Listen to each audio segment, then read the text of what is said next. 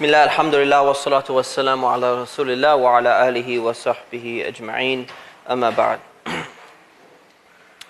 So we left off at the method of experience, which is there to give us an understanding of what the natural disposition is and how we can remove the barriers towards that natural disposition. So we finished with experience, and we talked about the fact that it may not be a universal method for arriving or returning to the natural disposition. So we move on to the fourth method, and that is the method of reflection, upon which all scholars have agreed that this is a legitimate method and it's a universal method. Because it's mentioned in the Quran several times, and because it applies to everyone across the board. So this is considered to be one of the best methods to arrive at beliefs, to arrive at the knowledge of Allah and other things. So basically what this says is that to return to the natural disposition, you reflect deeply upon the creation around you and everything that you see, and that's going to help remove some of the barriers to the natural disposition. So let's take a look at some of the evidence. So how do we know that this method is fine? So first of all, the Quran has encouraged and in fact demanded that people reflect upon not just the verses, but demanded that they reflect upon what is around them. So the Quran orders them to think, and it actually reprimands them for not thinking. So it's encouraged as well as demanded. So for example, here's one verse. So Allah subhanahu wa ta'ala says, say, reflect upon all that which is in the heavens and the earth. So Allah is issuing a command, and He's telling people, and He's speaking to believers and non-believers both. Reflect or think about, ponder upon everything that is in the heavens and the earth. Heavens referring to everything outside of the earth, and the earth referring to everything that's on earth, that's around us, animals, plants, nature and all of that. The heavens referring to the stars, sun, the moon, everything else that's out there. So reflect upon everything that you could possibly perceive, everything that you know in this life, and the more you reflect upon it, the more you will get closer to removing these things. So there's one verse, and there's several verses, but we're just gonna come back to more later on. This method should be sufficient for all people who have a sufficient intellect, as we kind of hinted at last week. So anyone who has like a basic ability to kind of reflect and think about things, this method is sufficient for them, because it doesn't require any previous knowledge about a book. You don't have to be a specialist in the Quran or the Bible or anything else. It doesn't require you to be an extremely spiritual person already. It doesn't require you to do all of these other things. So it works across the board, universally for all people. The people who do not arrive at the truth while trying to use this method, there's a reason for it. So here's a good question. So somebody, you're telling them, reflect upon the heavens and the earth, reflect upon everything. And they say, you know what, I reflected. I did reflect, and I thought about it, and I tried to figure it all out. I was trying to figure out, what's the meaning of life and everything, and I really put effort into it. But I didn't arrive at what you're telling me the truth is. So I just gave up. What's the response? Allah said to reflect, you reflected, but you didn't arrive. You didn't get any answers or anything like that. What's the response? What happened? What's the issue?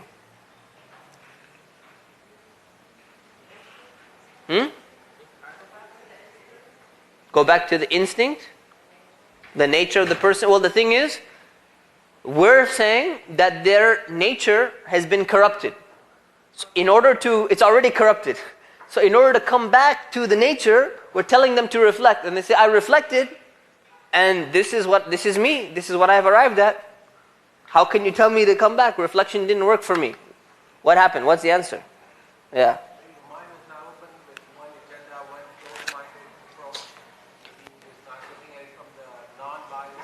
Okay, maybe there was bias, the mind was not properly open. Okay, what else? Yes. Okay, Allah sealed their hearts. Okay, but the thing is, sealing their hearts is going away from the natural disposition, right? Now this is a method of trying to bring them back. So if they put in effort, does Allah still remain, leave their heart to be sealed forever? Once it's sealed, it'll never come back, even if they're sincerely trying? Question, yes.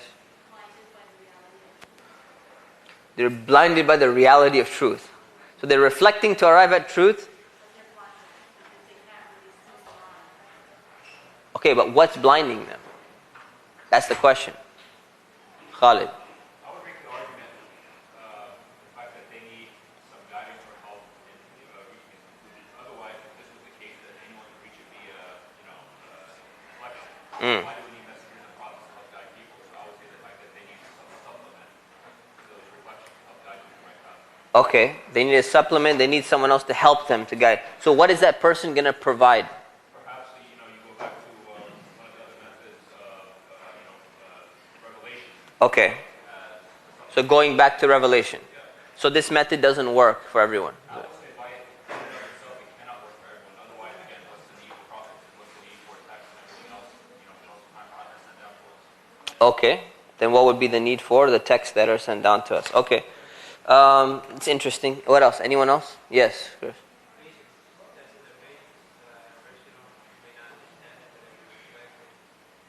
It could be a test of their patience. They did not reflect for a long enough time. Right? They say, well, I tried it for a week and it didn't work, so I just went back to my partying and my drug habits and all of that, and I just left it. So it could take a lot of time. So basically, there's something that's missing in their reflection. So there are certain prerequisites that you need to fulfill while you're reflecting. Right? Does everyone who goes to school become supposedly enlightened or get an education? Or no, not everyone. Does everyone who comes and attends a class, do they actually learn? No. There are prerequisites to learning, right? So the method is to study, the method is to attend a class, but that's not sufficient in and of itself. There are other prerequisites that they're missing, right? And those prerequisites have to be met. So how do we know those prerequisites? Obviously through revelation, but there are certain prerequisites, okay? So there can be potential failure there. So Allah mentions this part, and He says, they have hearts which do not understand, eyes which do not see, and ears which do not hear. They are like cattle, rather they are much more astray. These are the heedless people. Meaning that yes, there can be people who they're claiming to reflect. They're claiming to think. But in reality, they're not. They're not really putting in real, sincere effort. And they're being blinded by other things. Maybe it's their own bias that they have internally or whatever it may be. So this is a problem. Okay, so that's one issue. The thing is, everyone has this ability to derive hidden causes from apparent effects. Okay, everyone has this ability. So this is something that the Quran is referring to when it says it's aimed at all people. Okay, so we're going to come back to this in more detail in a few minutes, inshallah. So what we call the optimal method. So we talked about 4 methods to return to the natural disposition and, arrive at belief. The question is, which method do you use? Which method do you prefer? Which method did you come through? So let me ask you, based upon the 4 methods that we talked about, all right, what do we have? We have, let's see, we have intuition, okay? How many of you think intuition for yourself was the best method? And this is the one that worked for you? Anyone? Intuition? No intuition takers. Okay. Revelation, method of revelation, worked for you the best, and this is the method that you prefer. Okay, few revelation takers. Experience, method of experience. You've experienced Allah and that's very clear for you. Okay? And reflection. Reflection. Okay. And the other ones, I suppose you're, inshallah, just not raising your hands, inshallah, for whatever reason. So the optimal method is that Allah has not specified any particular way in which you need to arrive at belief and confidence in Him. And this is a huge mercy from Allah.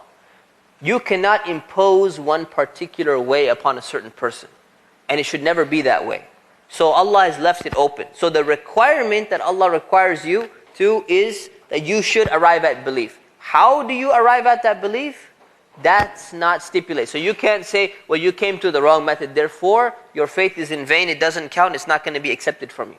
This should never be the way, it should never be the way that we looked upon things. Okay? So whoever arrives through reflection, contemplation, great.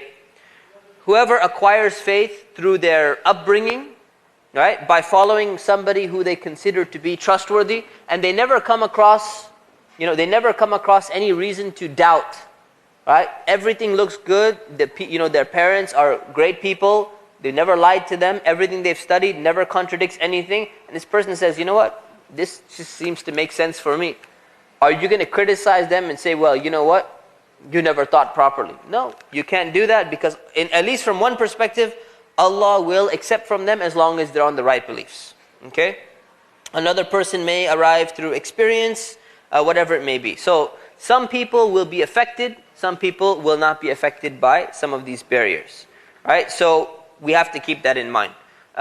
So they can arrive through intuition or whatever other methods there are. Another person may arrive at revelation or use revelation to arrive at belief in Allah. So for example, many of you have heard of the miraculous verses in the Quran. Like for example, the creation of the human being and the way that the embryo is formed and all of these things. These are miraculous verses, and modern science has proven them to be in line with current day knowledge that we have.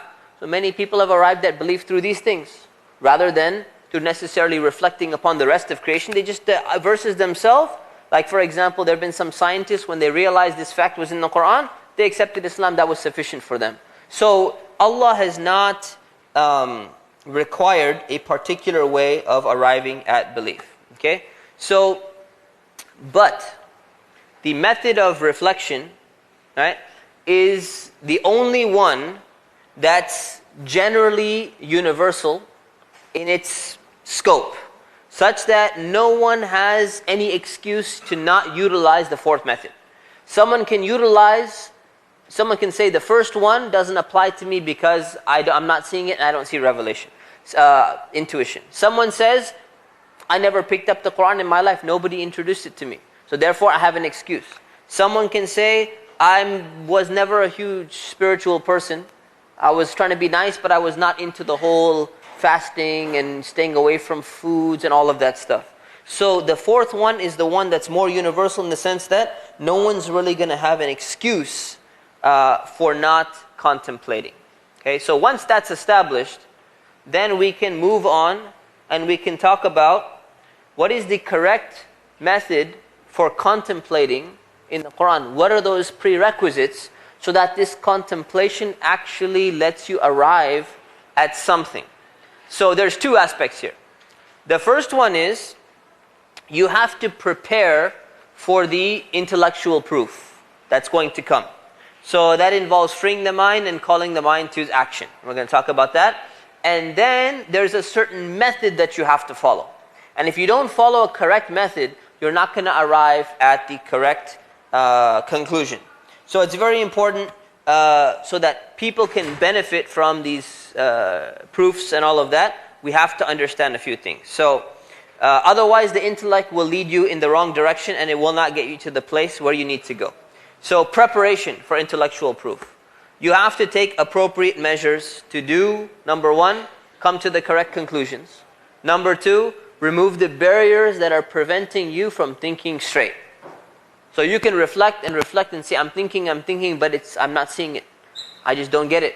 It's because one of these two things are there. Either you didn't take the measures there, or you didn't remove the barriers. So let's talk about the first one, is freeing the mind. Okay? This is not some matrix thing or something like that. This is actually there. It's very important that people remove their prejudice and remove their preconceived notions while they're reflecting. And if they're not willing to do that, they're never going to be able to arrive at the truth. So this is one of the first and most important things. All right? Number one. The Quran mentions many things that bind people down and prevent them from seeing the truth. But it focuses on two things in particular because they apply to most people. One of them is clinging to inherited beliefs, which we talked about, blind imitation. The second one, let's look at the evidence for it. Allah says in the Quran, when such people are told to follow what God has sent down, they say, no, but we follow the traditions, the customs, the beliefs, the practices which we found our forefathers in. And then Allah responds, what? Even if Satan is inviting them to the punishment of the blaze by suggesting to them the way of their forefathers. Meaning that you find people all the time that even when they're told to reflect or to think, what do they decide to do anyways? Say, no, we're going to follow the customs, or we're going to follow culture. Doesn't matter if it's right or wrong, culture or what we've inherited or what our family is doing or what our tribe is doing, that's going to take precedence for us. So if you don't free your mind from this, you'll never be able to arrive at the truth. The reflection will not benefit you at all. So that's problem number one. And then there's another verse. And there's so many verses about it. When it is said to them, follow what God has sent down, they respond, no, but we follow that which we found our forefathers in. What? Even if their forefathers had no understanding of anything and were not rightly guided. So the Quran asks us to free ourselves from these things. Okay. The next, category number 2, is freeing your mind from whims and desires. So it has to be free from desires. Otherwise, what are you going to make decisions based upon? You're going to make decisions based upon what feels good rather than what you consider to be true. So somebody is, reflecting and thinking, and then somebody goes and tells you, well, you know what? That could possibly indicate something that you're inclined towards. So you decide to go towards that anyways. You go with what feels good to you rather than what you know to be the truth. And this prevents many people from seeing the truth. So these are two requirements, and Allah talks about them. He says, O you who believe, be upholders and standard bearers of justice. So stand up for the truth and justice, bearing witness to the truth for God's sake, even though it be against your own selves. Now, this is a perfect example of following your own desires. If you get caught, imagine a scenario. You get caught, you get pulled over, right? And you are driving fast, or you are doing something you shouldn't have been doing. And then all of a sudden, it's time to testify. Would you be willing to testify against yourself? Because you're going to be punished for that. So do you do what is right? Let's say you've harmed somebody else and you don't want to live up to that. Do you make the decision and you say, you know what, I'm willing to take the punishment that I deserve, or I'm going to save my own neck. I'm going to save my own rear end, as they say. Right? Which one takes precedence for you? The Quran is saying that many people are going to be misled because of their own desire to save their own neck, rather than going with what's the truth. Why? Because you don't want to suffer. Nobody wants to get themselves in trouble. So what feels good, what feels most comfortable is going to be what? Go with the one that fulfills your desire is to enjoy, be free, relax, not be punished for anything. But now you've done something wrong. So if you cannot free yourself from these desires, then you're going to make the same decisions when it comes to arriving at the truth about Allah than you would be doing in such a situation. So Allah mentions that. Other verses. If they cannot respond, then know that they are merely following their whims and their caprice. Who can be more astray than him who follows his lusts and fancies, deprived of all guidance from God? God surely does not guide people given to wrongdoing and injustice. So Allah specifies the cause of people being misled has been their desires and their whims. And this is very important to understand. Also, the Quran mentions another category of people who elevated their desires to such an extent that it almost became like a god for them. It was like an idol for them. So Allah mentions that. Do you ever consider him who has taken his lusts and fancies for his deity, meaning as his idol? and whom God has consequently led astray, though he has knowledge of guidance and straying, and sealed his hearing and his heart and put a cover over his sight. So people sometimes are so led by desires that becomes their religion. So if you look at people today, they say, well, I don't follow any religion. And they're such indulgent people.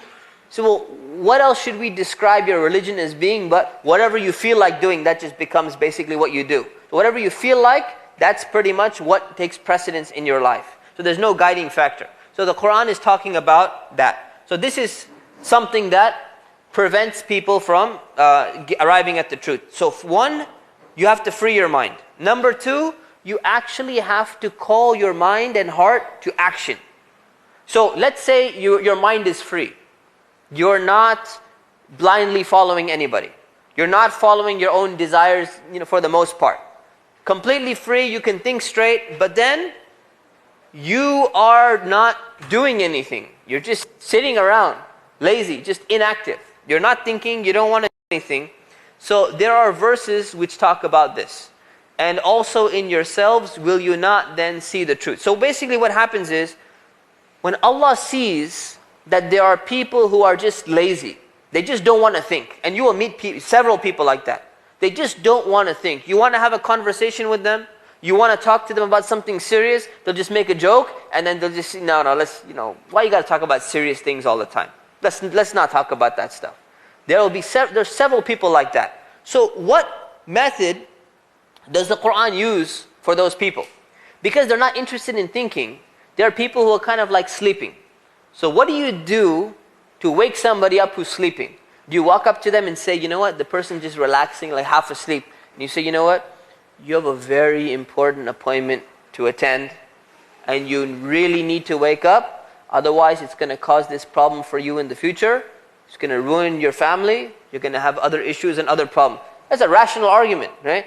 But it's not going to work for someone who's in that state. What do you need to do for someone who's in a state of like drowsiness and being lazy and almost sleeping? How do you wake them up? You slap him, okay? How about a non-violent method of waking them up? Right? Yeah, you shout at them. Or you make some loud noise, or you have to somehow almost scream at them to get them out of that state that they're in. So that's why you'll find that the Quran does not only use intellectual arguments. It's not this book of philosophy that says we just stick to intellectual arguments. No. Because not everyone is thinking along those lines. If someone is half asleep, what do? You have to tell them. If they're crossing the street, imagine somebody's crossing the street, a child is crossing the street, it's in the middle of the street and a truck is coming. What do? Excuse me, son. This is a very dangerous situation. And you do not want to be in front of the truck when it arrives at your body to hit you. So I really recommend that you move. No, you're going to get out of the road. Right? Get out of the way. You have to say that, right? Because it's a matter of urgency. So the Quran does that. So it calls people to action by critiquing them, criticizing them. So, and in your own self. So it's talking about the signs. See the signs in your own selves as well. Will you then not see the truth? That's English tones everything down, and for translation tones things down. That means like, why won't you see the truth? What's wrong with you? Right? So it's waking them up. Another example the Quran has. Right? This is a strong argument for people who are just being lazy. So it's giving them the thing. Would any of you wish to have a garden of palms and vines with rivers flowing, where you have all kinds of crops? Right? You're just enjoying yourself. Everything is just happy. You're enjoying yourself. And then you become old, right? And you have offspring. You have children who are too young to look after themselves, right? A fiery whirlwind comes, destroys your entire garden and burns up everything. Everything you worked for in life is completely destroyed. And you have no one to take care of you now. Everything you built up is finished. And it says, thus does God make clear to you the revelations and signs of truth, that you may reflect on them and act accordingly. What kind of argument is this? This is a scenario that's telling you everything you're doing in life, if you don't have some basis for doing it, if all this, slaving 9 to 5 and working the weekend jobs and going and running here and running there and racking up all the money in your bank account, all of that, if it's not going to actually go to some greater purpose, what's going to happen? It's going to be like you had all that stuff, you have no one else to take care of you, and all of a sudden, wiped out. Your bank account was just hacked, emptied completely. What are you left with? Nothing. You lost everything. So it's trying to wake people up with some scenarios saying, you know what are you doing in life? So this is another way to call the mind to action. It needs to be there, otherwise people will not reflect. And if they don't reflect and they're not willing to wake up, then they're not going to ever be able to arrive at the truth. So there's another problem. People who have not taken advantage of their intellect. So that's what we're talking about. There's a lot of verses. You can read these, inshallah ta'ala, in the notes. Now let's talk about the method. Okay? Let's talk about the method of arriving, or the method of proving something. So you've probably encountered people, or perhaps one time in your life, or maybe you still do it, you've made an argument that later on you look back at and you're like, that was so childish. I can't believe I was actually saying something like that. That didn't even make any sense. And I was adamantly sticking to my own opinion. And now that I look back, that was really foolish of me. Or you see people, when you're trying to discuss with them something, they're going to go here, or they're going to go there, or they're going to get around all over the place. So you have to use the proper method of proving something in order to arrive at the right conclusion. So let me give you an example, modern day example. Professor Richard Dawkins. Okay, I like to use him as an example because he tends to say foolish things which put himself in the limelight. So he's one of the major atheist thinkers. He's a militant atheist, which means that he's like basically a missionary for atheists. Right? He's one of those really, adamant guys. So he makes this interesting statement. The statement is this. He says to Christians, okay, because Catholics, they believe in this concept of different like statues, or like different miracles from saints, right? So sometimes they see a statue. Hindus see the same thing. They see a statue, for example. There's a statue, and then like the tears of blood are coming out of the statue. Or you've heard of something like this, right? And then people travel over there and they make it into like a site of pilgrimage and they go there. Or you'll see some other type of, something going on. So people are interested, like someone say, I saw this statue looks at you whenever you look at it. So everyone wants to go and look at that statue, right? So his counter argument is, he tells the people who believe in these things, he says, look, this is not a good reason. You cannot accept this. Even if you see, this is exactly what he says, even if you see the statue of Virgin Mary waving to you, right? If you see it waving to you, don't assume that this is a miracle. So he said, okay, so what is your explanation? He said, if we look at it from a scientific perspective, we know that the molecules within atoms are moving around inside, and the atoms themselves, they tend to move around as well. So it's possible that all of the atoms inside the hand of the statue happen to move from one side to the other side and then move right back. He said, I know it's a very low probability, it's very unlikely to happen, but this is what you should be believing instead. Right? Now, how in the world would you argue with somebody like that? Right? You can't. You can't. Because in that case, what would you do? If you were to come, and I'm not saying that you should do this, but if someone were to come from behind him, for example, and smack him on the head, right? And then he turns around and he sees only you. Say, who did that? Say, it wasn't me. Say, maybe it was my hand, right? Maybe all the atoms happen to move in the direction of your head and then they move back. But you can't blame, you have no proof to blame me because it's a low probability, but it could happen. So therefore you have no proof, right? So the thing is, if you're going to argue, you have to argue with some proper things which are universally accepted principles. You can't argue along these kind of lines. It's like use a cop. Even though you're using science, you're using it in the wrong way. So there's certain methods, universal methods of proving things that have to be utilized in order to arrive at the right conclusion. So let's talk about them. So that the mind is ready to be utilized, you have to have, the drive. You're ready, you have the drive, your mind is free. Now you have to use the right method as well. If you use the wrong method, you're going to arrive at the wrong conclusion. So, what is some of the methods? Okay, we're going to look at 4 methods, 4 proofs for belief, particularly belief in Allah. And these are all from the Quran.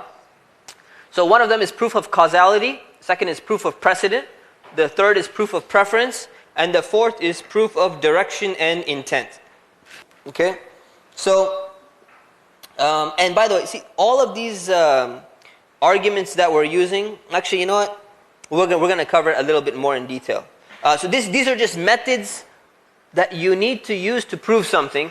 And what the Quran does, the Quran gives you these principles, and people who don't follow the principles, it criticizes them for not following these principles, which they know to be correct. So let's take a look at the principle of causality, first of all. Okay, causality meaning cause and effect. Something, you move this in this direction, right? The effect was the pointer moved, or this presenter moved. The cause was the moving of my hand, from one perspective, right? Moving of my hand. And then you can say the other causes are, gravity, and if it was on the table, it could be friction or whatever it is. So let's talk about that. Causality. Proof of causality refers to things in existence, reflecting upon things which exist around you from the point of where they originated from. So where did they actually come from? Okay? As well as reflecting upon the way that they're organized, and reflecting upon the function that they actually have inside themselves. So what will that do? It'll make people realize that Allah is the actual cause of something. That's the end goal. Okay? So the method basically is to derive cause from an effect. Okay? This is the most commonly used argument in the Quran when it comes to belief in Allah. And there's a number of examples that are given. Now the question is why? Why does the Quran use this so much and so frequently in the Quran? Who knows? Is it coincidence?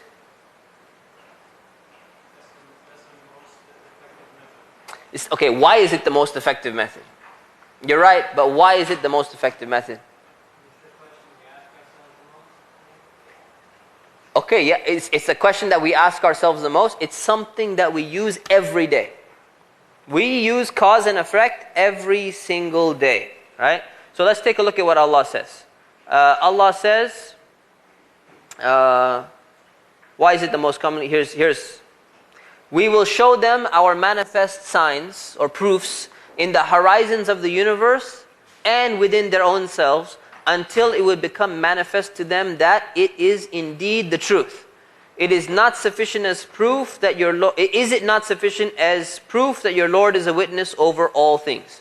So meaning that Allah is going to show people signs. So what are these signs? Another verse. But do they then never observe the sky above them, to ponder our knowledge and power and reflect how we have constructed it and adorned it, and that there are no rifts in it? And the earth we've spread it out and set therein firm mountains and caused to grow thereon every lovely pair of vegetation. It's saying reflect upon the mountains, reflect upon the skies, reflect upon all these things. So these are things that we see every day. Every day you walk out, you see them, right? Unless you're like living in New York or something like that, But generally, if you're living generally, you're going to see all these things in your life every day. You use cause and effect every single day. Even children use the same thing. So for example, those of you who have like young kids, right? Same thing applies. If the child is looking in this direction, this Imam Fakhruddin al-Razi, one of the classical scholars, he makes this argument. If you take a rock and you throw the rock over there, and the child sees that it bounces, right? Where's the child going to look? Huh? The child sees that, okay, it came in this direction, and it bounced here, and it started bouncing this way. Which direction is the child going to look? Look where it came from, right? How do children know that? How do they know that? They know that through experience, and they know that because their minds are hardwired to actually look for a cause. That's the way it always is. The same example that I gave. Somebody comes and taps you from behind, right? And you turn around. You see one guy right behind you, and then you see another guy 1 mile away. Which guy do you think tapped you? Because you understand the certain limitations, there's certain laws, certain ways of thinking. And you turn around, you see a guy right there. You don't just say, yeah, he probably didn't do it. Nothing probably happened. No, you think of something. So naturally, it's the closest thing to the natural disposition that people have. That's why cause and effect is used so much. And that's why it's so important. That's why it's used in the Quran so many times. Because we see it every day. Okay, so that's one. So these verses that we talked about reflect upon the sky. Reflect upon all these things. We're going to talk about details later, but the point is, reflecting from the perspective of causality is going to help you arrive at the truth and arrive back at the natural disposition, and it's built into the natural disposition. The second thing with regards to this is that you use causality in a negating way, in the opposite way. So what you do is, you look at what is there, and you prove that someone could not have caused this. So for example,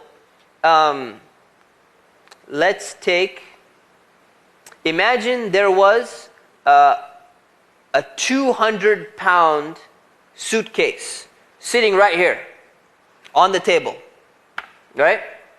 Now all of a sudden, somebody comes and says, you know what? Who put that there? And I say, brother, what's your name? In the red shirt. Mustafa? I say, brother Mustafa, he put that there. Right? And someone says, that's a little bit, I'm like, Mustafa is a good guy. He's a nice guy and everything.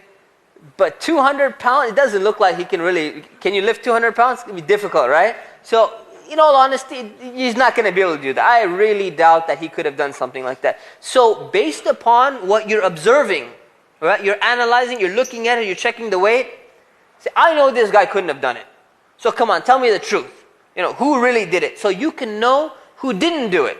And this is important because when somebody comes and says, well, you know what? This statue, this idol, it actually built this church, for example.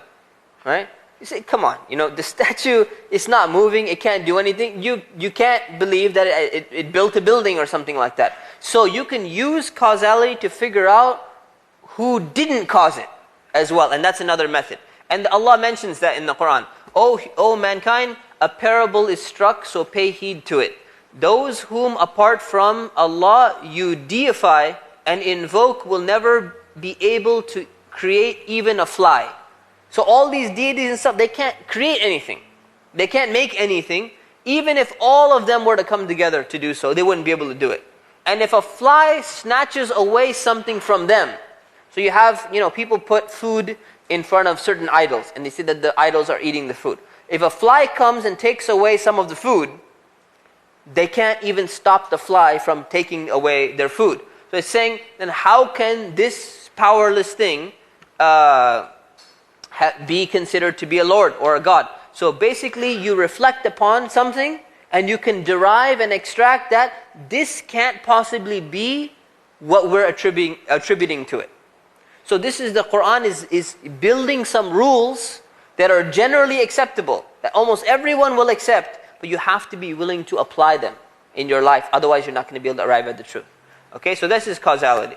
Imam al-Banna, in one of our readings, he gives a good example of a book on a desk. So he says, look, if you walk into a room and you see that there's a book sitting on the desk, and then you leave the room, and then you come back later on, and you see the book is gone now, the book is inside the drawer. And you see the book inside a drawer. What do you assume? Do you ask a question that, who moved the book from on top of the table to the drawer? You do, right? Say, the book, someone must have probably moved the book into the drawer. Now he says, remember this example, and take another example. You see a guy sitting on a chair in front of the desk, and you walk in the room and you see him. Then you walk outside of the room. You come back inside the room, and you see the same guy, he's sitting on the floor. Do you say, Who moved the guy from the chair onto the floor? You don't. You think differently, right? Because of what you know about the book, because of what you know about the person. So this is the same kind of example that we're using when we talk about causality, and we're using these rules. So it's very important that we understand these things. So that's one, causality, and we'll come back to it. Proof of precedent is number 2. Proof of precedent basically means that something which you have actually witnessed, something that you can see, or an event that you know of, can be used to prove something which you've not actually witnessed. Because people always tend to insist, no, I will never believe it until I see it. But if you've seen something similar, right, which fits along the same criteria, why should you reject the other one just because you haven't seen it? Right? So if somebody tells me, for example, Brother Mustafa, he can pick up 60 pounds, he can bench 60 pounds. You say, I don't believe it. You say, okay, he does it. He picks up the weight, little guy, mashallah, he picks it up, benches 60 pounds. And then you see another guy, same height, same description, same physical features as him. And you say, you know what, this guy, he can also pick up 65 pounds. I'll never believe it until I see it. Well, why not? You just saw the other guy with a similar description. He did it. Why do you have a problem now with the other thing? Right? So this is a way of proving from precedent. Now, what does the Quran use? The Quran uses the example of life after death. When people were rejecting belief in life after death, right? They say that, once somebody died, you can never come back to life. No, it doesn't make any sense that when you're died, your bones are finished off and everything. How can you bring dead bones and stuff like that back to life? That doesn't make any sense. We're not going to believe in that. So the Quran responds and says, no, there are precedents which you can use to help you arrive at this knowledge. So Allah says, and He coins a comparison for us, having forgotten His own origin and creation, saying, who will give life to these bones when they have rotted away? So there were pagans at the time who didn't believe in afterlife, in resurrection. You can't the dead cannot come back to life, right? So the answer the Quran gives is, He who produced them in the first place will give them life, because they believed in creation, but they didn't believe in resurrection. They're saying, if you believe in creation and you know that Allah made this in the first place, why can't He bring it back? He should be able to bring it back.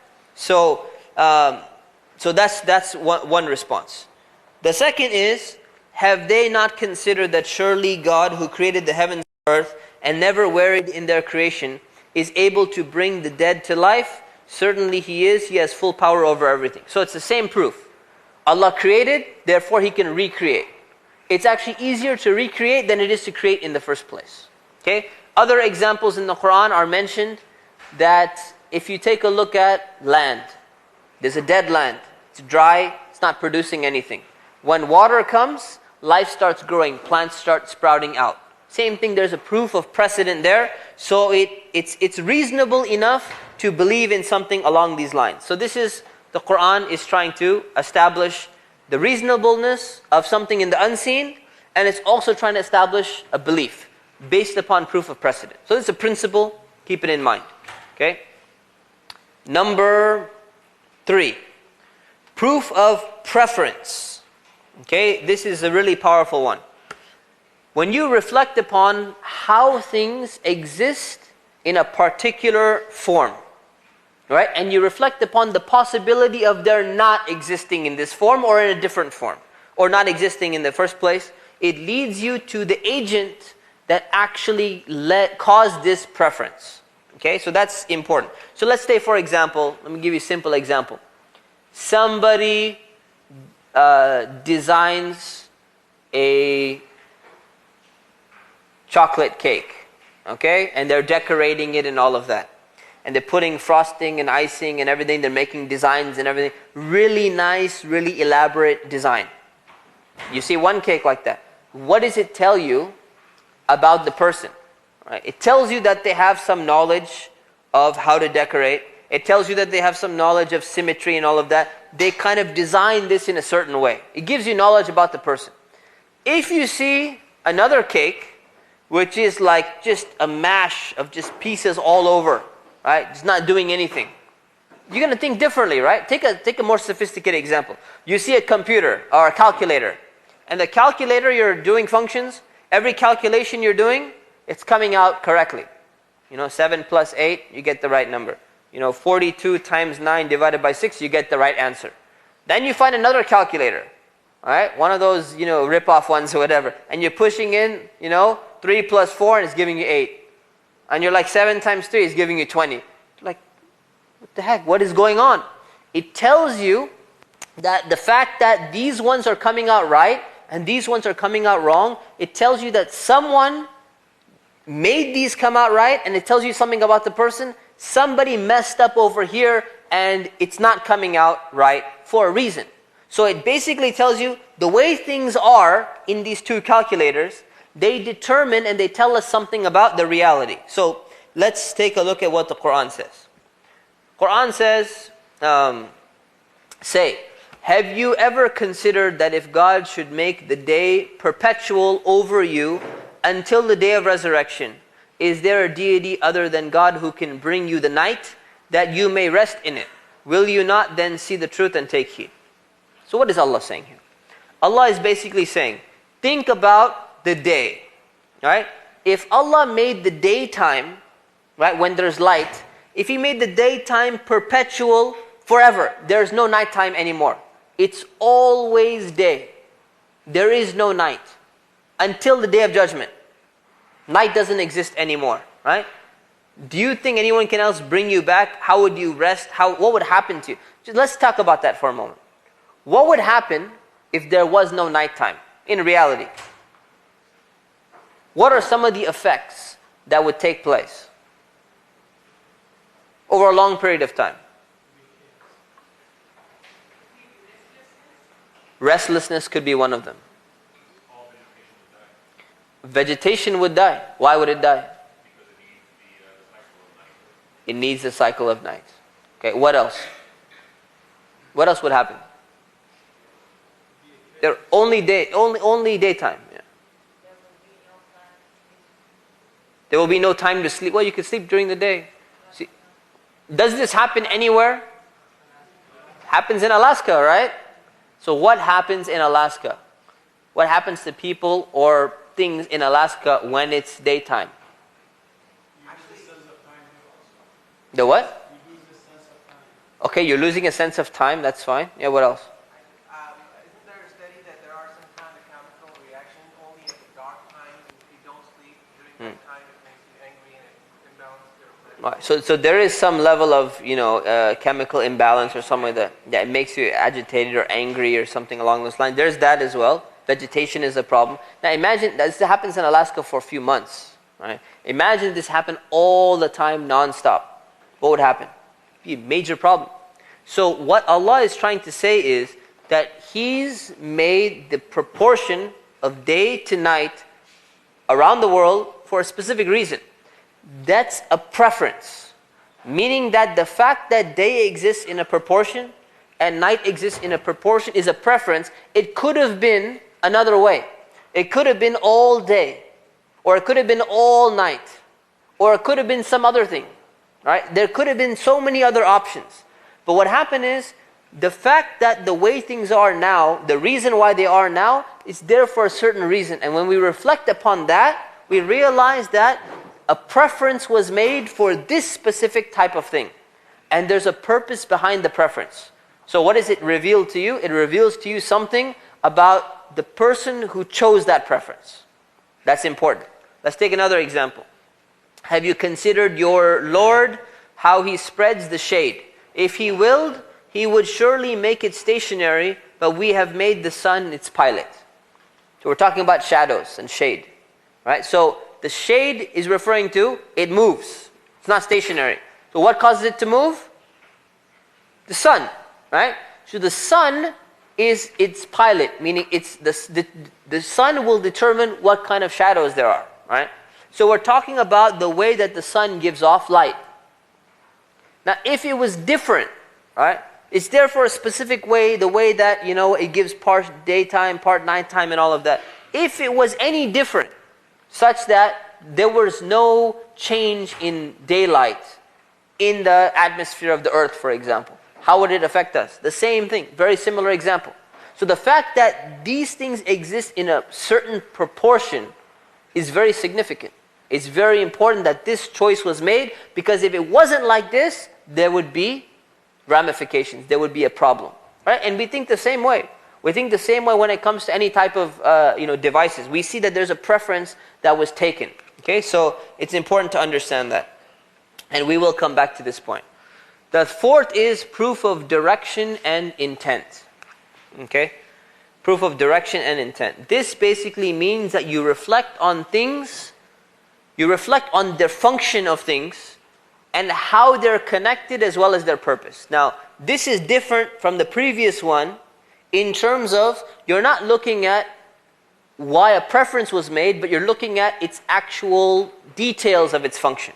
So let's take a look at some verses. Okay? And how you look at things and how they appear, things appear to be for the benefit of people. Okay, so let's take a look. Allah says, have we not made the earth as a cradle? Okay, cradle meaning, have we not made the earth as something to inhabit, like a bed to inhabit on? And the mountains as masts or pegs, right? Holding down the earth firmly. And we created you in pairs. So there's male and female, right? It could have been all male. Could have been all female. What would have happened, by the way, if they were all male and all female? There wouldn't be another generation, right? And we've made your sleep for rest. So there's a wisdom behind that. And we've made the night as a cloak, which covers you, right? And covers the world. And we made the day for seeking livelihood. So there's a reason for that. And we have built above you 7 firm heavens. So there are layers up there. And we have set up therein a lamp blazing and resplendent. So there's a purpose for the sun. And we send down the rain clouds water in abundance. So there's a reason for rain. So that we can produce grain and plants and gardens dense and luxuriant. So there's a reason why water comes down besides the fact that we drink from it. It grows vegetation. And there's a reason for the vegetation.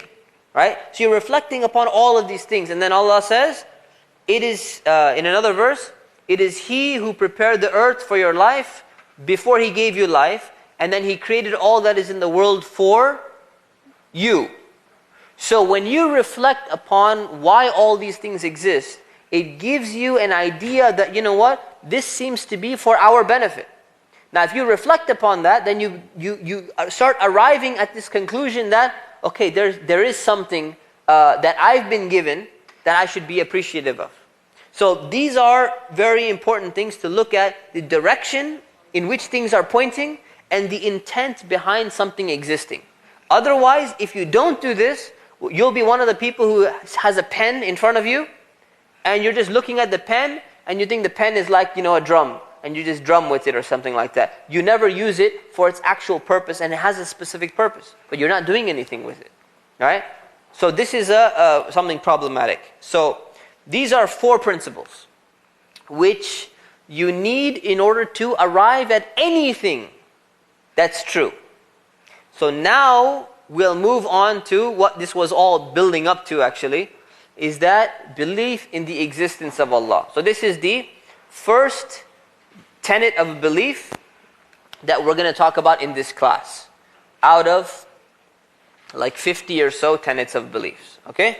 So the first thing is to believe in the existence of Allah before you even talk about believing in the oneness of Allah, which you emphasize, but because it's become so fashionable to question, if not deny, to at least to question the existence of Allah, especially in our society, we're going to take a little bit extra time to address some of these points. Okay, so hopefully you understand the wisdom of that because of the context in which we live. Otherwise, this is something that was not given too much attention because it wasn't that prevalent throughout history. There were some small groups that did have this issue, but generally it was not a major issue. But it is today. So let's take a look. Going back to the verse of the Quran. The verse of the Quran says, we will show them our signs in the horizons, meaning in the world, as well as in themselves. So what we're going to do is, rather than, I know the assigned book, God, Islam, and the Skeptic Mind, it begins by mentioning Western arguments for the existence of Allah, we will instead focus on the Quranic method. And the Quranic method is to focus on these two things. Focus on the signs in the world, then focus on the signs in ourselves. Okay? So different people have used different terminologies, they've used different names, different arguments. Most of these arguments actually are in line with the Quranic way of thinking, even if they're expressed differently.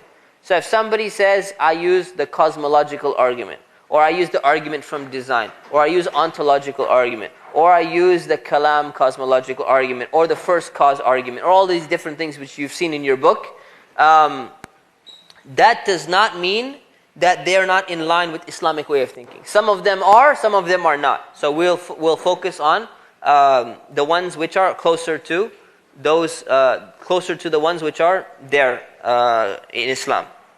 Okay, so this is what we're going to be covering. Okay, let's start covering it.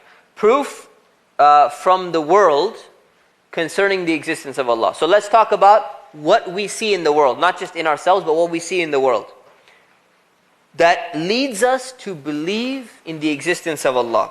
We're going to look at the world from three aspects. That is the cause, in terms of who caused this world, how was it caused. 2, the organization of this world, what we call design. And 3, the care that we perceive and we see in the universe itself.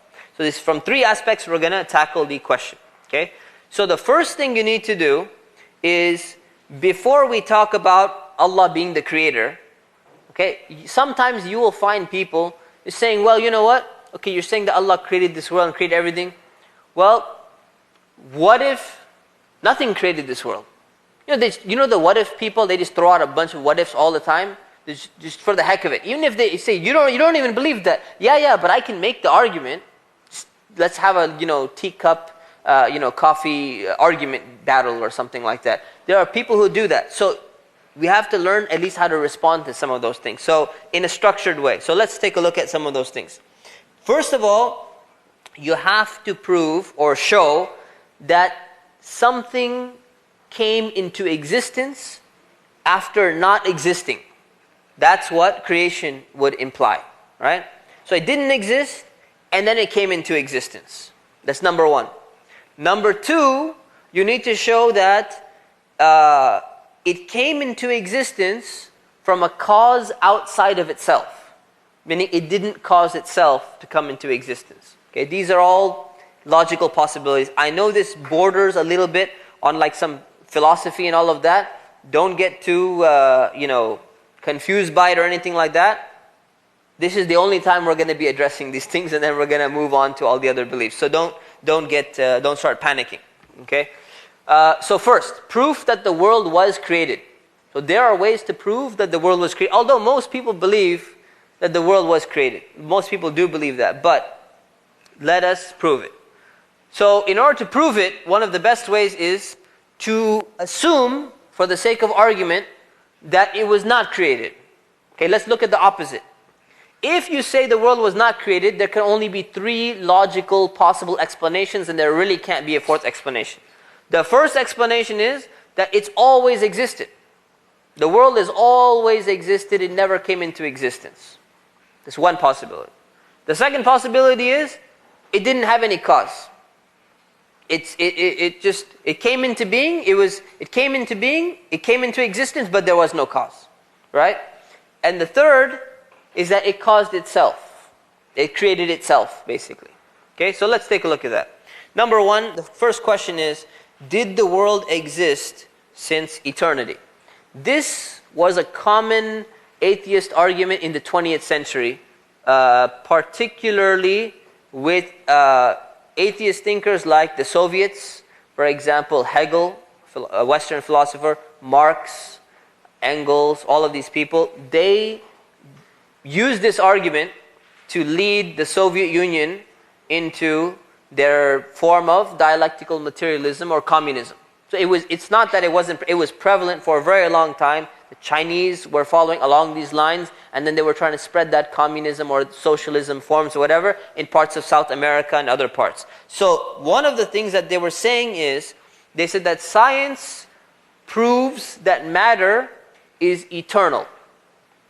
Matter meaning everything that makes up all the little things that we see around us. It's saying science proves that matter is eternal, therefore this world has existed forever, and we don't need to say that it was created by God. So how do you answer this? Okay, so the best way to answer this is that since they're trying to use new discoveries, you also use the same new discoveries which have actually refuted this position. So there are two things. The first response is the second law of thermodynamics. Okay?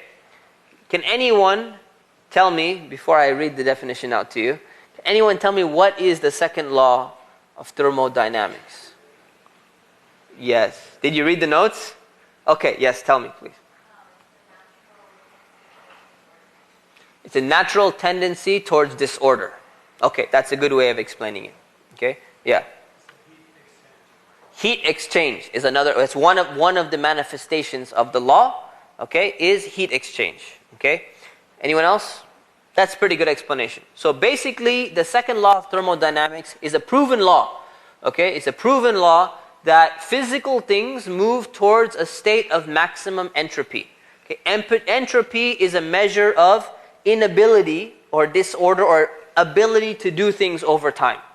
Okay? So let me give you an example. There should be an example here. Okay. Coffee cup. You have a cup of coffee. Okay? You just buy a fresh cup of coffee. It's nice and warm and everything, right? What's going to happen to the heat inside the coffee? Where's the heat going? The heat is transferring out into the air, into the surrounding environment, right? Unless you reheat the coffee up again, is it going to be able to heat itself up? Is it going to get hot again naturally? It's not. So what's happening is the heat is due to the energy available in it, causing a reaction, and the heat is dissipating out into the rest of the environment. If you left the coffee there, there's no way that this coffee, no matter how long you wait 1,000,000 years, there's no way that it's going to somehow acquire this ability again intrinsically to give off that level of energy and heat anymore. It's lost its potential. The moment that you leave it alone, it's lost the potential because that energy starts transferring to the surrounding environment.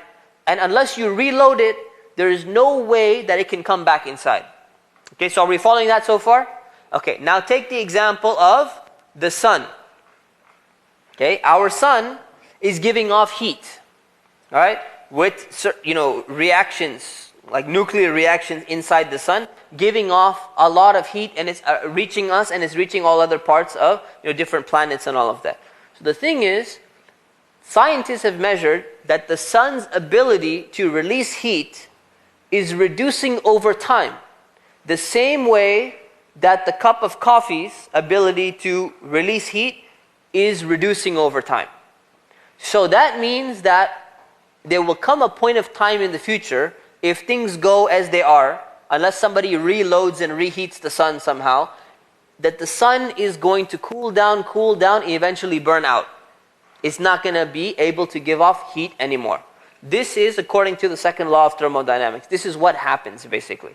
So the reason why this is important is because the question is, did the world exist since eternity? Right?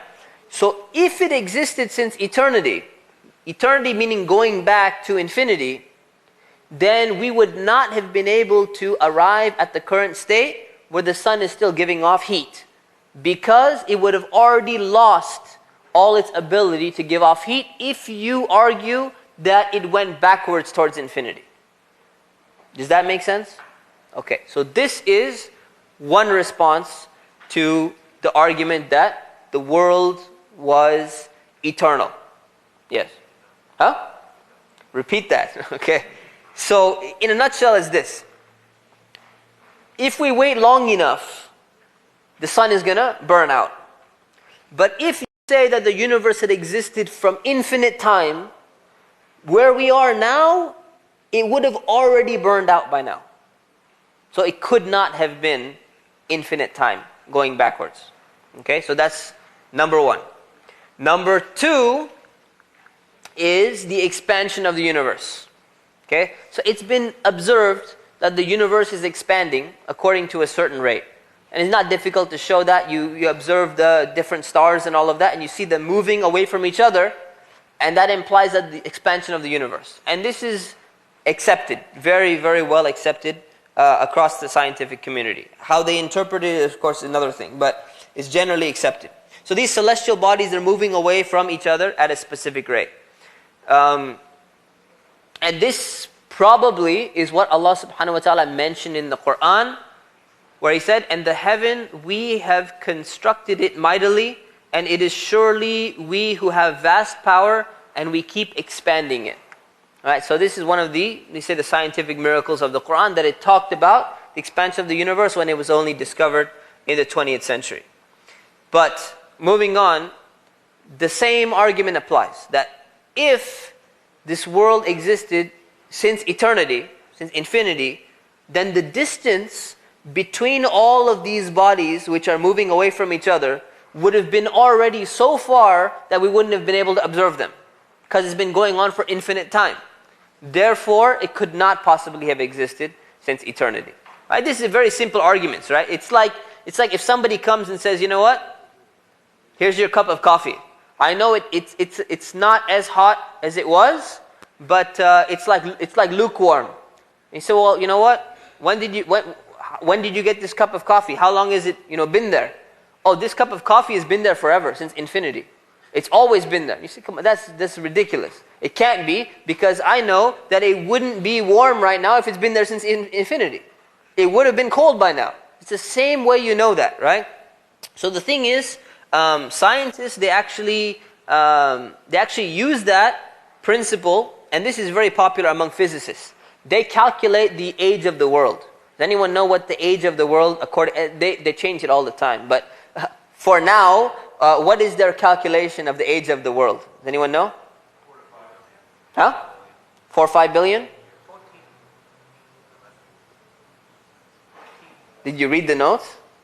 Okay, he's right. 14 billion. So they have 13.8 billion years old, and they have a ratio of how much they think they're off, and it's less than like 100 million or something like that. It's less than 1 billion for sure.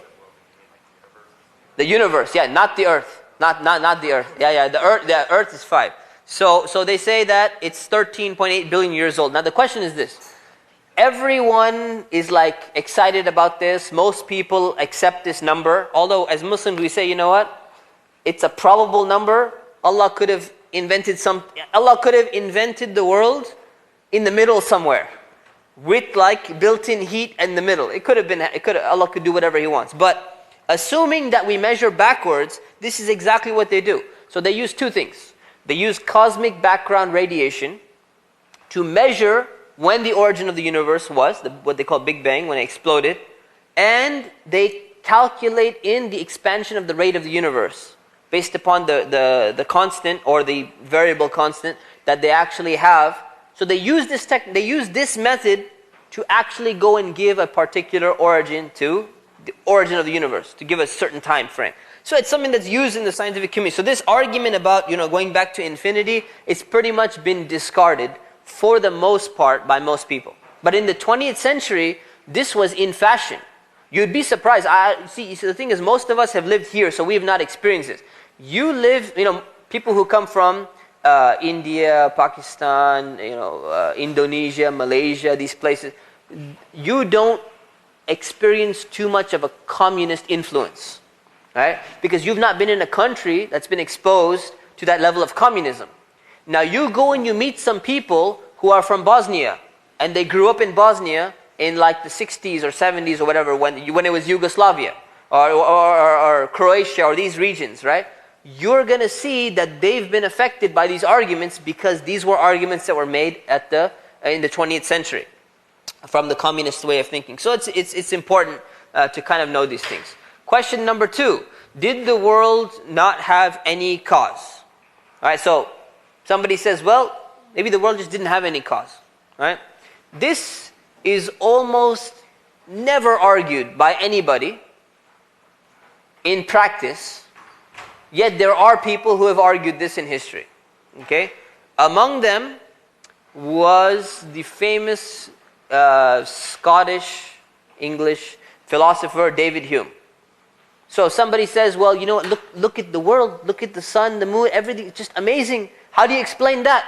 And he says, you don't need to explain it. That's it. You don't need to explain, but look, the sun is burning and this is organized this way and this is floating. No, it doesn't require any explanation whatsoever. That's my answer. My answer is, I'm not impressed by it and I don't need to explain it at all. That was a way of arguing. But the thing is, that's against the way that people naturally inquire about things. And it's very important to understand that, because that's a way of denying something without giving a counter explanation. So let's take an example. The example, and the thing is, this proves a very important point about what is the default position in life. Alright, so many people, we talked about this before. Is belief in God or belief in something, or is atheism or rejection the default position? Right? So take this example. The example is, somebody says that there was a financial meltdown, banking meltdown in 2008, 2009, during this time. And people lost their houses, people lost their jobs and all of that. What was the cause behind that? So somebody comes and argues and talks about the cause behind that.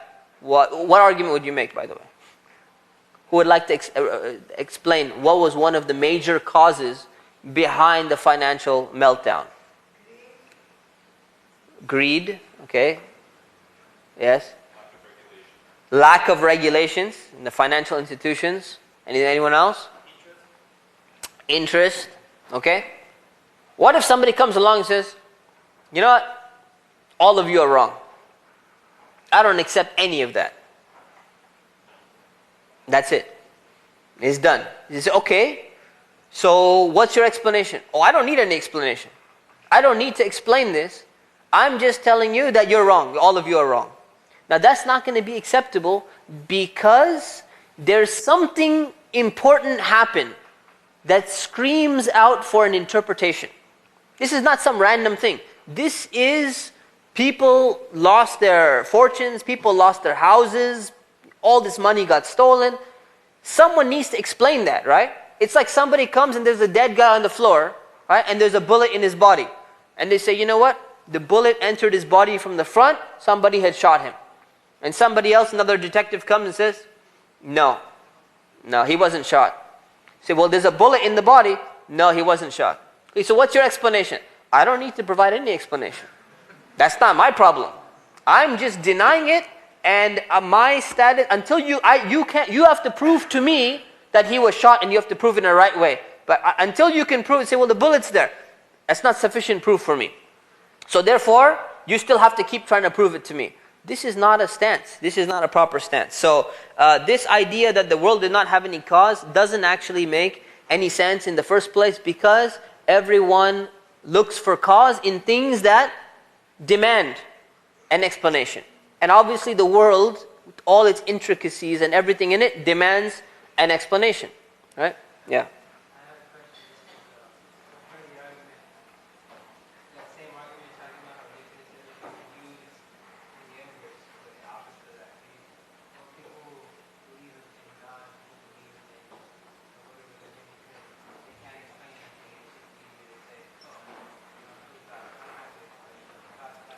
Okay, so that's a good point. So some people make the opposite argument. They say, you're only believing in God because you can't explain the other things. The thing is, it requires a proper explanation. Right? So if somebody doesn't give a good explanation because they don't know what they're talking about, that's their problem. Right? That doesn't negate the fact that one explanation is better than the other explanation. Right? So that's a problem with people. That's like judging a religion by the people, who may not be the best examples of it. Right? So let's say, it's like somebody, you're trying to prove to somebody that alcohol causes problems in society. And then that person, they're going and they're trying to argue with somebody, and somebody's saying, no, alcohol does not cause any problems in society. You see, no, alcohol does cause problems in society. So, okay, well, prove it. So, well, you know what? Just look at the color of the alcohol. Just the color itself is so despicable that it causes people to just be really annoyed. Okay? That's a horrible argument, right? But the guy is a believer, right? So he may be a believer, he has the right opinion, he has the right position. Alcohol does cause problems in society, but he doesn't know how to explain it in the right way. That's the problem. Okay? That's the problem. So let's see what the Quran says about this. Usually, people, the thing is, people will never actually argue this in reality, in terms of they believe in this, but generally when they're so lazy, or they talk about, oh, maybe it just all happened randomly, or it's coincidence or whatever, it almost resembles this position. Because they just want to say, yeah, maybe it had no cause. Because they don't want to think about it, and they just want to think about other things. So sometimes it is mentioned. So the Quran addresses this argument specifically, but it does not address it because people were actually making the argument. It's actually criticizing the people, almost mocking them for thinking along these lines, even though they really weren't thinking along these lines. So the Quran says, or were they created without anything being before them? Meaning out of something different than the basic, okay, this is all commentary, so that they know these things. Or are they the creators? So were they created without anything before them? So they had no cause? Or were they the creators themselves? Right? So the Quran brings up this argument and it addresses it. Okay, so that's option number 2. Once you've removed that, the only thing left is option number 3. And option number 3 is that did the universe cause itself into being? Okay? So there's 2 parts to this argument. The first is, did the matter bring itself into being? Number 1. And number 2, responding to that first, matter would need to possess certain abilities in order to cause itself. You have to have some kind of power to bring yourself into being. And matter obviously has not been proven to have that. Another argument that's made, which I didn't mention in the book, is that if you are the cause of yourself, and they say, look, there's something called cause and there's effect. The effect cannot be before the cause. That wouldn't make any sense. And the effect and the cause cannot be one and the same at the exact same time. And that's what you're getting when you try to make this argument. So if you don't understand this one, don't worry about it too much. It's more of a rational argument. Number 2 is that matter organized itself into its current state. Meaning everything just built itself up coincidentally, naturally. And we're going to come back to this in more detail. But life, as we've just seen, is so complex that even the greatest scientists in the world, in the best laboratories, cannot make a single living cell. They can't do it, and they can't actually produce any type of life or bring life into something. So, if the most intelligent people, backed by the best research and the most amount of money, can't do it yet, how can you say that lifeless matter is somehow so intelligent that it has the ability to do it itself? It's not a very good argument. Otherwise, it goes back to the whole, the statue waving its hand back and forth, and it has this ability sometimes, and it can just happen whenever it happens. So we're left with the one conclusion is that the world was created and it has a creator. Okay? But we're not done. Now you say you have a creator. You have to prove how do you know Allah is the creator? What if somebody else created the world? A human being? What if Zeus created the world?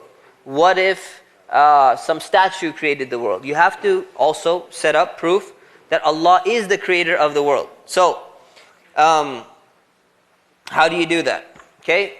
If something that itself was created, something that's already been created, like we have been created, all right? Statues have been made and created by somebody else. So if something that itself was created caused the world to come into being, right? Then there must be another cause that caused the previous person to come into being. I know that sounds a little bit strange, but this is actually, a lot of people have encountered this in their life. So basically what it's saying is that you would have an infinite regression. Meaning if you say that this guy created the entire world, Say, okay, well this guy didn't exist at some point in time. So he came into existence, therefore he had a cause that brought him into existence. So his being able to create the world was dependent, what they call contingent, dependent on the other cause before that, right? And if that guy himself was created and didn't exist before, then he's dependent on another cause. And you keep going back in this giant chain, and this chain takes you all the way back to infinity. It goes on forever. So the creator had a creator, had a creator, had a creator, goes all the way back. So the question is, how do you get out of this? Right? How do you get out of this? This has been mentioned by the Prophet, peace be upon him. He said when somebody goes and starts questioning, and they say, well, if that was created by that, and that caused that, and that caused that, and then Allah caused that, then who created Allah? Who caused Allah? And the answer that the Prophet gave was, what should you do when you're encountered with that question? What do you do? Does anyone know the statement? You see, yeah?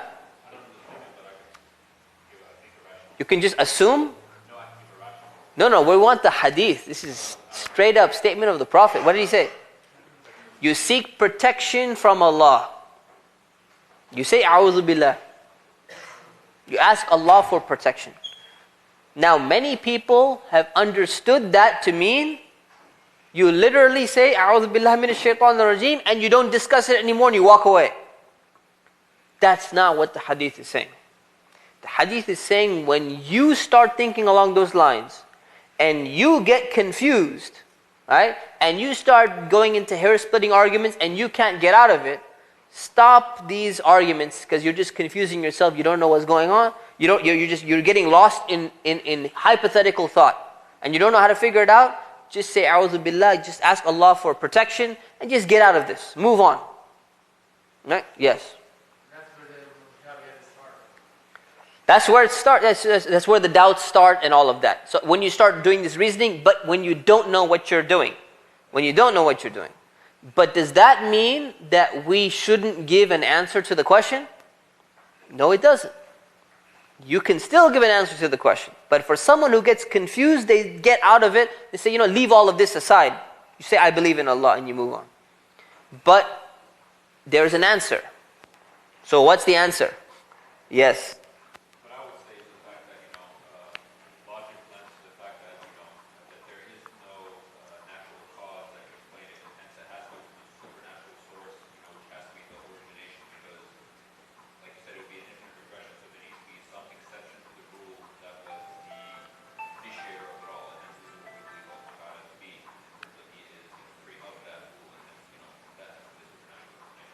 Okay.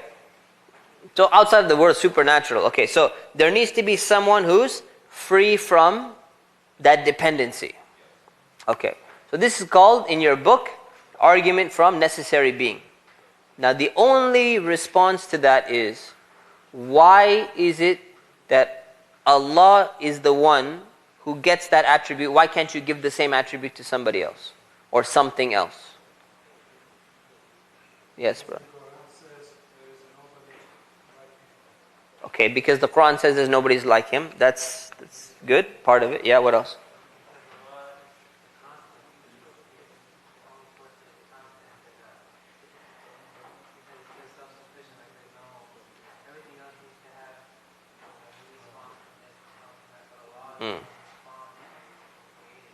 Right.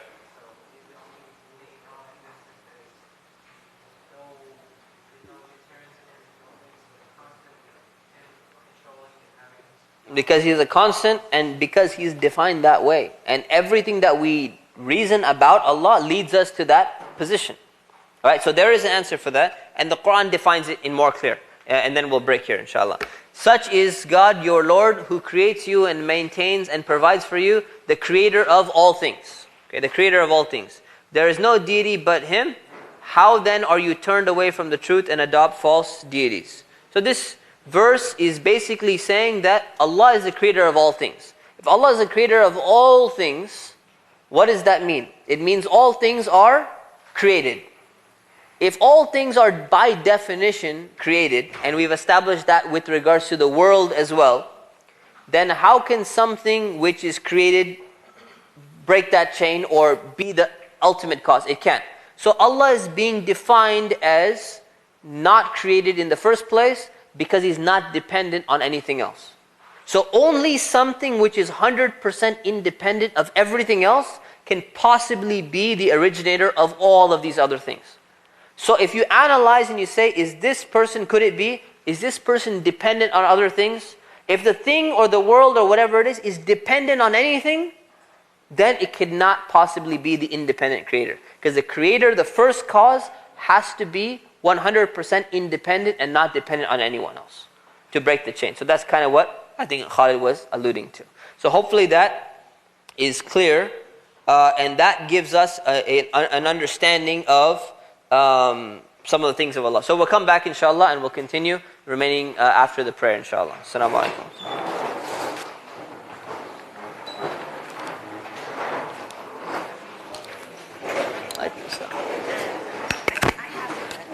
Assalamu alaikum wa rahmatullahi wa barakatuh.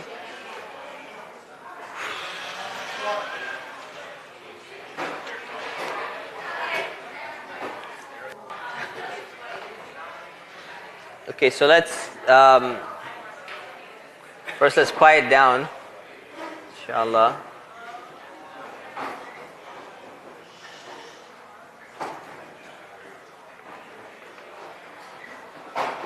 Khalid, that includes you. Should I start calling other names? Yes. All right. Okay. Bismillah, alhamdulillah, wa salatu wa salamu ala rasulillah, wa ba'd. So, finishing off our point, okay? Proving that the creator is Allah. So the common question arises is that if somebody does ask you then, while you're making this kind of argumentation, is that if everything has a cause, or everything was created, then who created Allah? What is the simple, or what is the correct answer to the question? The actual answer to the question. It's a very simple answer. Allah created Himself? That's not the correct answer.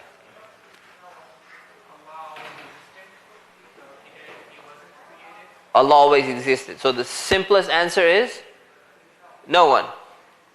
That's it. Right? So then you can explain about not being dependent, Allah is independent, and all of those other things. Okay, so this confuses a lot of people. And there's a lot of professors in universities that teach the same thing. And they try to show that Islam is wrong, or believing in Allah is wrong, because they say, if you say that all things have a cause, therefore, if all things have a cause, then Allah also has a cause. The thing is, the very simple response to that is, you messed up in the first statement. The first statement is not correct. Is this a correct statement? All things have a cause? No, it's not a correct statement. You need to modify the statement. All created things have a cause.